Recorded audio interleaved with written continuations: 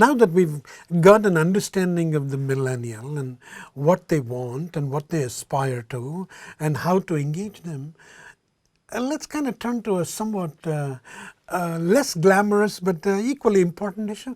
How do you fire millennials? I mean, is it the same way we did it before, or does this require a different cadence, or what do you think? Again, hopefully the organization is one that is feedback rich. So at the point of firing, it should not be a surprise. And I always go back to something that Professor Irv Grossbeck here in his class would say, which is if you're going to fire someone, do it in the first 30 seconds. And the second element I'd add to that is less is more in terms of the explanation in that moment. Again, it should not be a surprise if you've had feedback along the way. The less is more is, I think, as a manager, you need to wear your HR hat in that moment.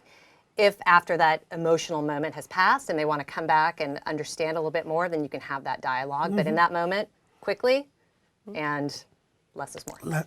I don't think, I concur with Michelle. I don't think it's really changed. And in fact, that notion of every review should never be a surprise, that was stuff that was talked about 40 years ago. Like, that's not new. And so well-run and highly functioning organizations have been providing constant feedback for decades. And so if you have to exit somebody out or coach them out for whatever reason, the skill set was a mismatch, the attitude was a mismatch, to Michelle's point, it should never be a surprise, but when it's done, you do it and you move on. You can be kind, you can be generous, you can be polite, but you know, you can't leave somebody there if it's not working out and it's a cancer. And the one thing I would want to add to that is specifically related to this generation is often for some of these, this has been their first job perhaps, and their social network is very intertwined with this work network. So it's not the one and done anymore, right? You may be out of the firm, but you are still connected to everyone in there, and you as a manager needs to know that whatever's being said, it's going to get right back there. That's right? Those networks really hold tight. There's like an echo factor. But this is interesting. I love your emphasis saying, hey, feedback shouldn't be a surprise. Bad news ought not to be a surprise. But let me mischievously turn it around. Why is it a surprise then to leaders of organizations when the millennials as employee activists organize a petition signing saying, hey, the CEO ought to be fired? You know, why is that a surprise then? Well, I think some of the unintended consequences of creating a culture, the positive side is you allow people to bring their whole selves to work. Google, you know, kind of pioneered that. But if we get to a point where the team, the enemy is seen inside of the building versus outside of the building, that can actually engender bad behaviors. And I would argue that gets to that point because management lost sight of what was happening with the employee base, what their issues were they hearing them along the way.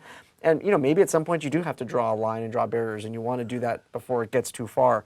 But you really have to stay on top of it, and this comes back to the empathy that Michelle talked about earlier. You've got to know where people are at, what are their issues. And by the way, then you can always say to an employee, we as a company have made this decision. You may have made the choice now that you don't want to work here, we would miss you. Let me get back to this activism amongst the millennials, Michelle.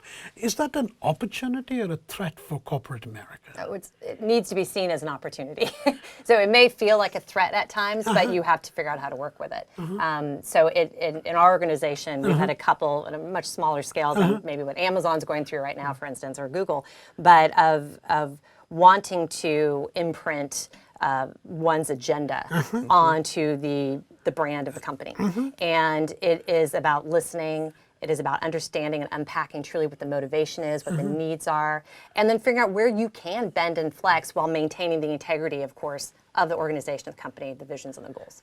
And this is actually an issue that's much bigger than the generational issue. If you look at the role that CEOs are having to play, you know, will they take stands on public issues or not? Are they expected to? Or in the old days you wouldn't, it's just that we just do our job and work. That's not the case. And there are, you look at the work of the Business Roundtable, this notion of stakeholders versus shareholders. These conversations run top to bottom. I don't believe that that's a generational issue. I believe it's a business issue.